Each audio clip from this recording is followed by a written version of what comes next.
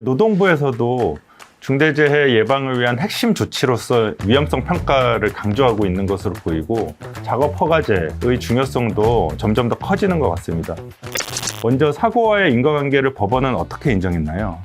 흔히 중대재해처벌법을 논의할 때 이 위반죄를 인정하기 위해서는 2단계의 인과관계가 인정돼야 한다고 보고 실무적으로 그렇게 많이 해석을 해왔습니다. 즉 안전보건관리 책임자 등의 안전조치 미비로 중대재해가 발생할 때는 1단계의 인과관계를 인정하고 그러한 안전보건관리 책임자 등의 안전조치 미비가 경영 책임자의 중대재해처벌법 위반으로 인해서 초래되었다는 2단계 인과관계를 토대로 원청인 한국제강 대표이사에게 중대재해처벌법 위반죄를 인정한 것이 의미 있다고 해석할 수 있습니다.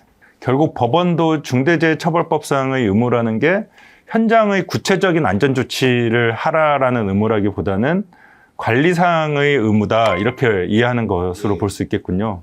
이제 그 중대재해처벌법 위반을 인정하는 근거로 제시한 것이 안전보건관리 책임자 등이 업무를 충실히 수행할 수 있도록 평가하는 기준을 마련하지 않았다. 그리고 도급 등을 받는 자의 산업재해를 예방하기 위한 조치 능력과 기술에 관한 평가 기준, 절차를 제대로 마련하지 않았다. 이런 점으로 인해서 협력업체 강백산업의 안전보건관리 책임자가 산업재해 예방 조치를 하지 아니하게 하였다 이렇게 설시를 하고 있습니다. 그런데 이 판결 설시대로라면 중대재해처벌법상 의무 이행을 위해서는 협력업체에 대한 평가 관리뿐만이 아니라 협력업체 소속의 안전보건관리 책임자, 관리 감독자 이런 사람들에 대해서까지 다 평가 관리해야 된다 이렇게 이해할 수도 있는 것 같은데 그렇게 이해하는 게 맞을까요? 판결 설시상 좀 불분명한 점이 있어서 이렇게 명확히 단정하기는 어렵겠지만 그렇게 해석할 여지도 이름 있어 보이긴 합니다. 그러니까 중처법상 보호 대상에는 제3의 종사자도 포함되고 제3의 종사자에 대한 안전보건 확보 의무를 이행하려는 차원에서는 협력업체 소속 안전보건관리 책임자 등에 대한 평가 관리도 이행해야 한다. 이렇게 판단했다고 볼 여지가 아예 없는 것은 아닌 것으로 생각됩니다. 협력업체에 대한 관리 시스템을 통해서 협력업체가 소속 안전보건관리 책임자 등에 대한 평가 관리를 제대로 하고 있는지는 감독해야 된다는 취지로는 충분히 받아들일 수 있을 것 같습니다. 이제 저는 이 중대재해처벌법 관련한 자문도 많이 여러 기업에 대해서 이제 하고 그러다 보면은 과연 그렇게 해석하는 게 법적인 측면에서 실무적인 측면에서 과연 가능한 것인지 의문이 좀 들기는 합니다.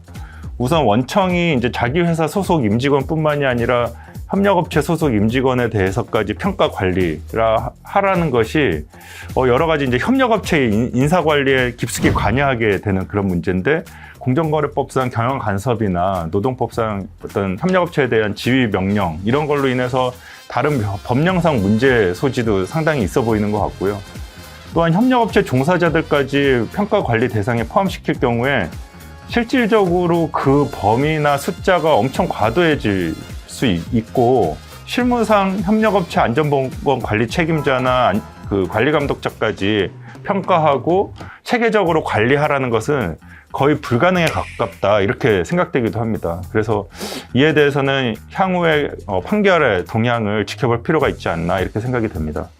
판결문은 보면 판결문이 아주 길지는 않은데 작업계획서 작성 의무를 미준수했다 이렇게 여러 번 나오는 것 같은데요. 이게 어떤 의미가 있을까요? 예, 맞습니다. 그 작업계획서 부분이 매우 강조되어 있는데요. 판결을 보면 중량물 작업계획서 미작성을 협력업체 강백산업의 대표자 및 사업장 안전보건관리 책임자인 한국제강 대표이사의 산업안전보건법 위반 사유로 설시하고 있습니다.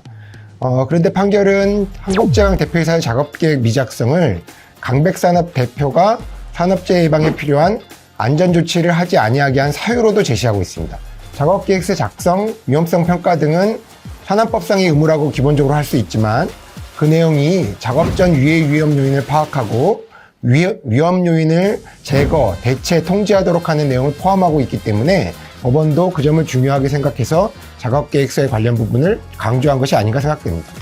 그런 점을 이제 노동부에서도 중대재해 예방을 위한 핵심 조치로서 위험성 평가를 강조하고 있는 것으로 보이고 저희가 이제 안전보건에 관한 컴플라이언스 관점에서도 위험성 평가나 작업계획서 작성이 매우 중요하다 이렇게 강조하고 있습니다. 그리고 최소한 고위험 작업에 있어서는 이러한 조치가 반드시 사전에 취해질 수 있도록 하는 작업 허가제의 중요성도 점점 더 커지는 것 같습니다. 과연 우리 기업에서는 적절히 그런 조치들이 잘 이행되고 있는지 전반적으로 점검해보고 또 개선이 필요하면 개선하고 그런 것들이 필요할 것 같습니다.